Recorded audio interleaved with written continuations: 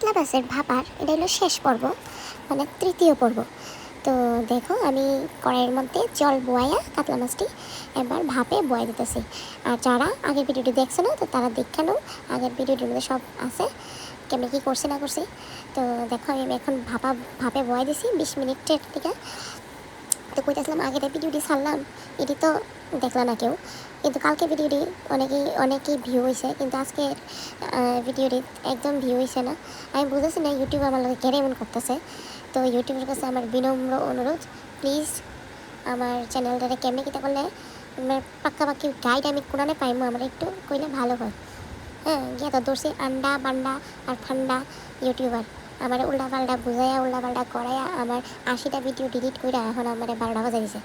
আচ্ছা থাক, এই কথা আমি পরের প্রসঙ্গে করবো। তো দেখো আমার কাতলার ভাপা হয়ে গেছে গা, আর কত সুন্দর হয়েছে, আর খাইতেও মানে কী কইতাম খুবই স্বাদ হয়েছে, খুবই স্বাদ। তো আমি নিয়ে নিতেছি কাতলা ভাপা, ভীষণ স্বাদ লাগছে। মানে ইলিশ মাছ ভাপা আর কাতলা ভাপায় কোনো তফাৎ নাই, মানে এটাও খাইতে খুবই স্বাদ। মাছটা ফ্রেশ লাগবে আর কোনো কিচ্ছু না, আর সেই সর্ষা আর তেল আর কাঁচা লঙ্কা গাইডে দিই ইলিশ মাছের ভাপার মতো।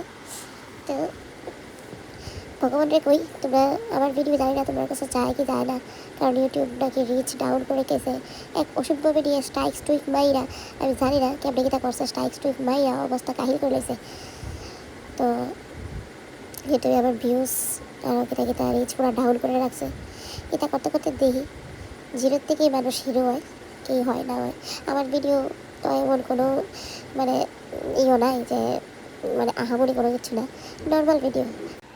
তো তারপরের ভিডিওতে দেখো আমি কিতা রান্না করতেছি না করতেছি, পরের ভিডিওর মধ্যে আমি ছাড়ুম বাদ বাকি সব। তো আমার ভিডিও যদি ভালো লাগে তাহলে কইও কোনো ভুল ত্রুটি আর জানি অনেক নানান মানে ভুলের শেষ নাই, আমার ভিডিওতে ভুলের শেষ নাই। আমি এডিটিং এখন আর করতেছি না,